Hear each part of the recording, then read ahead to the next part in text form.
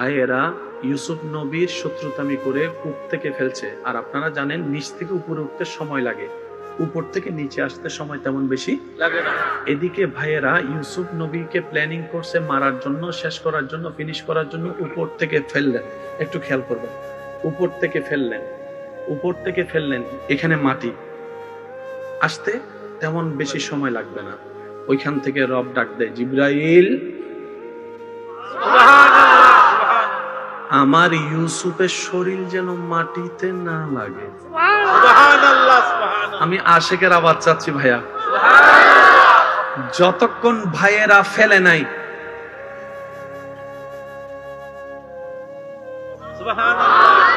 যতক্ষণ ভাইয়েরা প্ল্যানিং করে নাই ততক্ষণ আল্লাহ আওয়াজ, যতক্ষণ ভাইয়েরা ফেলে নাই ততক্ষণ আল্লাহর পক্ষ থেকে সাহায্য।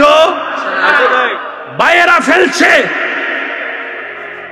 আল্লাহ পাক বলে, জিবরাইল আমার ইউসুফের শরীর যেন মাটিতে না লাগে, মাটিতে না। রবের হুকুম হতে দেরি। এদিকে হাতটা ছুড়লো পড়বে বলে ভাইয়েরা আর দেখার সুযোগ হয় নাই, এত গভীর কূপ। জিবরাইল আল্লাহর হুকুমে এসে ইউসুফ নবীকে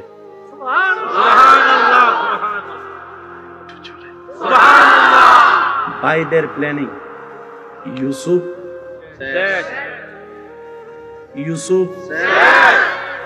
আল্লাহ পাক বলেছেন মাত্র শুরু। একটু বুঝছেন ভাই, একটু জীবনের সাথে মিলান না। কেন এত চিল্লা পাল্লা করেন, কেন এত অস্থির হন?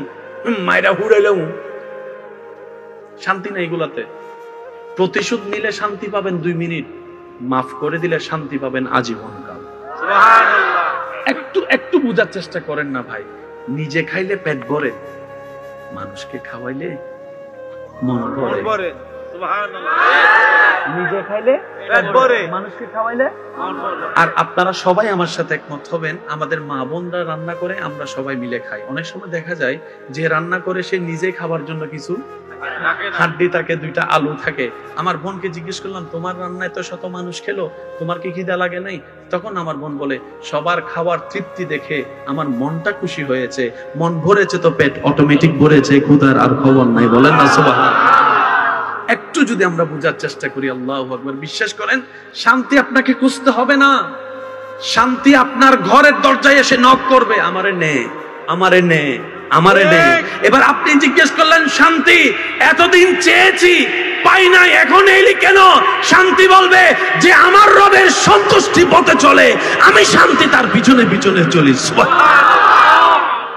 ভাইদের প্ল্যানিং ইউসুফ, আল্লাহ পাকের প্ল্যানিং ইউসুফ তোমার মাত্র শুরু। সুবহানাল্লাহ, সুবহানাল্লাহ। আচ্ছা, ছোট বাচ্চা ইউসুফ, জিবরাইল বলে, আল্লাহ কি করব? উপরে নিয়ে আসবো? রব বলে যে না।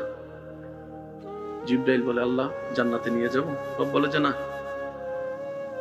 জিবরাইল বলে, আল্লাহ কোন একটা মা বাবাকে দিব, ওনার বাবার কাছে পৌঁছে দিব? রব বলে যে না। জিবরাইল বলে, আল্লাহ এই বদ্ধ কূপে অন্ধকারে ছোট একটা বাচ্চা একা একা একা থাকবে? রব বলে, জিবরাইল আমার ইউসুফ একা, তোকে কে বললো রে? তুই চলে আয়। জিবরাইল চলে গেল। ইউসুফ 1 ঘন্টা, 1 দিন, 2 দিন, 3 দিন, যতদিন রব চেয়েছেন। হয় না? আরো জোরে বলতে হবে। সবার মনে দিয়ে মন খুলে একবার বলেন সুবহানাল্লাহ। আমি বেশিক্ষণ কষ্ট দিব না, তবে এই জিনিসটা একটু আমি চাইবো আমার ভালোবাসার মানুষদের অন্তরে যেন এটা একটু বসে যায়। আবদার তো করতে পারি নাকি? আবদার করার অধিকার আছে না ভাইয়া? আমার দাদাদের কাছে নাতি হিসেবে আবদার করতে অধিকার আছে না? চিল্লাইলে কি হয়? প্রেসার বাড়ে। চিল্লাইলে কি হয়? গলা ফাটে। চিল্লাইলে কি হয়? হার্ট অ্যাটাক হওয়ার সম্ভাবনা থাকে। নীরব হয়ে বসে থাকেন, কিচ্ছু হবে না। বর্তমান ডাক্তাররাও তো বলে বেশি টেনশন করিও না, আবার তার রাগারাগি করেন না, আপনার এমনি 2টা বলক আছে, আরেকবার শিখলে আরেকটা একটু সিরিয়াস হইতে পারে। তখন আমার চাচার যদি কেউ চেতাই, এ চিল্লেন না, আগে চাচা চিল্লেন না, হয় না বলক আছে, এতক্ষণ পরে খবর হইছে। অথচ একই তত্ত্ব 1450 বছর আগে মানব জাতির কল্যাণের তত্ত্ব আল্লাহ ইসলামের মধ্যে নবীর মাধ্যমে জানিয়ে দিয়েছেন। নিতে জানি নাই, আমার দোষ, মনে রাখবেন। এটা কাফেলা একটা যাচ্ছে, বড় কাফেলা, রাস্তা ভুল করে সে পথ দিয়ে চলে যাচ্ছে যেদিকে ইউসুফ নবী কুফে আছে। এবার তাদের বুকে তৃষ্ণা, কাফেলায় কোনো পানি। দূর থেকে যখন একটা কূপ দেখছে, সর্দারকে বলতেছে, সর্দার ওই দেখেন কূপ, দৌড় দে ওখানে চল। সবাই যাইয়া দেখে পানি নাই, কিন্তু একটা চেহারা দেখা যাচ্ছে, এমন চেহারা পৃথিবীর অতীতে কেউ দেখে নাই। এমন চেহারা দেখছে, বাচ্চা তো অনেক দেখেছে, বাচ্চার প্রতি তো সবার মায়া আছে, কিন্তু এই বাচ্চা কেমন যেন একটু ভিন্ন রকমের বাচ্চা।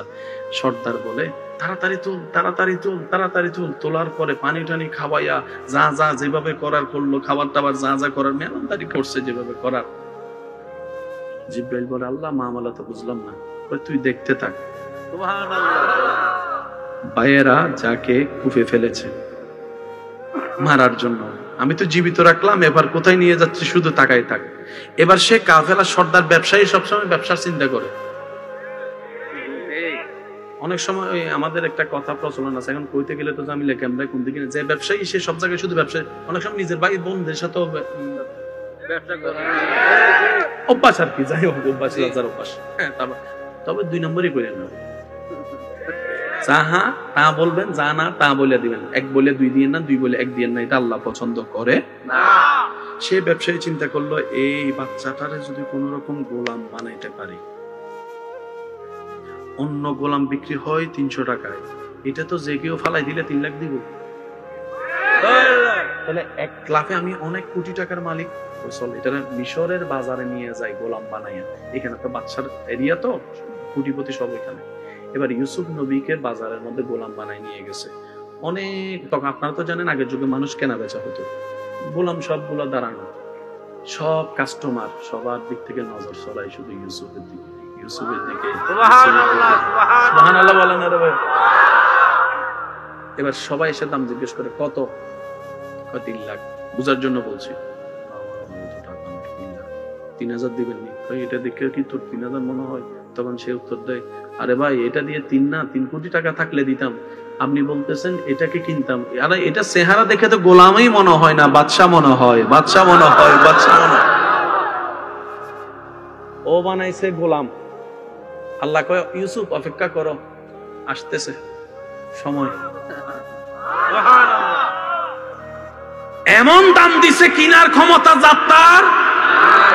এবার বাদশার একটা খুব কাছের মানুষ রাস্তা দিয়ে যাইতেছে, হইল্লা হয়ে গেছে মিশরের মধ্যে, এরকম একটা গোলাম আসছে। বাদশার পিয়েছে, কয় এটা তো আমার প্রেস্টিজের ব্যাপার, আমি যদি না কিনতে পারি তাহলে এটা আমার ইজ্জত লাগবে। যাইয়া গেলে কয় সব দাম দিব, আমারে দে। আল্লাহ পাক বলে, তোমার ভাইয়েরা তোমাকে কুফে ফেলেছে, আমি তোমাকে মাটির উপর তুলেছি, ওই তোমাকে গোলাম বানিয়েছে, আজকে আমি তোমাকে বাদশার মহলে পাঠিয়ে দিচ্ছি, বাদশার মহলে পাঠিয়ে দিচ্ছি, বাদশার মহলে পাঠিয়ে দিচ্ছি। একটা বান্দার প্ল্যানিং, একটা রবের প্ল্যানিং। তাই বান্দার প্ল্যানিং এ সবকিছু ধরা পড়ে না, রবের প্ল্যানিং এর জন্য একটু অপেক্ষা করেন ভাই, একটু অপেক্ষা করেন। যে ইউসুফকে শেষ করার জন্য ভাইয়েরা চেষ্টা করেছে, আজকে সেই ইউসুফ সম্মানের সাথে, ইজ্জতের সাথে রাজপ্রাসাদে প্রধানমন্ত্রীর কার্যালয়ে হাঁটাচলা করছে, হাঁটাচলা করছে, হাঁটাচলা করছে। সপ্তাহ গিয়ে মাসে দাঁড়ালো, মাস গিয়ে বছর পার হলো, দুর্ভিক্ষ সামনে আসলো, চতুর্দিক দিকে খানার অভাব। ইউসুফ নবীকে রব্বুল আলামিন প্ল্যানিং শিখিয়ে দিয়েছেন, কোরআনে যার দৃশ্য দেখা যায়, ওই প্ল্যানিং এর কারণে খাদ্য মজুদ হয়েছে। চতুর্দিকে খাদ্যের অভাব হওয়ার পরে ওই ভাইয়েরা খাবার অভাবে মিশরে আসলেন খাবার জন্য। খাবারের দায়িত্ব ছিল ইউসুফ নবীর হাতে। সুবহানাল্লাহ। ভাইয়েরা লাইনে ধরছে। সুবহানাল্লাহ। ইউসুফ নবী তখন প্রধান। সুবহানাল্লাহ। হয় না? সুবহানাল্লাহ। ইউসুফ নবী তখন প্রধান। দূর থেকে দেখছে, খবর পাইছে অমুক জায়গা থেকে আসছে। ইউসুফ নবী বলে যে তাদেরকে আলাদাভাবে ভিআইপি ট্রিটমেন্ট দাও, এমনি দুর্ভিক্ষ, ভিআইপি ভাবে খাওয়াও, খাবার টাবার পরে তাদের বস্তা রসা। ইউসুফ নবী বলে, চিনছেন? চিনছেন? তো প্রথম থেকে তো সন্দেহ করতেছি, সবাইকে রাখছেন একভাবে, আমাকে আমাদেরকে এভাবে আনলেন। কে আপনি? ভাইয়া আপনি চিনেন নাই আমাকে? ওই যে কুফে ফেলেছিলে। আল্লাহর ওয়াস্তে থেকে বলি, চিল্লাইয়েন না, মারামারি করেন না, স্থির সবর, স্থির সবর। এখন আমার অনেক ভাই বলবে, ভাই প্রতিবাদ কি করব না? প্রতিবাদের কথাও ইসলামে আছে, সবরের কথাও ইসলামে আছে। সবর করলে প্রতিবাদ হয় না, প্রতিবাদ করলে সবর হয় না। কম্বিনেশন থেকে মিলাবো তো মিলাবো কিভাবে? শুনেন, যখন আসবে নিজের উপরে তখন করবেন সবর, যখন আসবে অন্যের উপরে তখন করবেন প্রতিবাদ। না সুবহানাল্লাহ, আরেকটু আস্তে করে বলুন। যখন নিজের কেন্দ্রিক আসবে সবর, সবর। আপনার চাচাতো ভাইকে কেউ মারতে আসছে, প্রতিবাদ, প্রতিবাদ, প্রতিবাদ। তাহলে প্রতিবাদও আদায় হয়ে যাবে,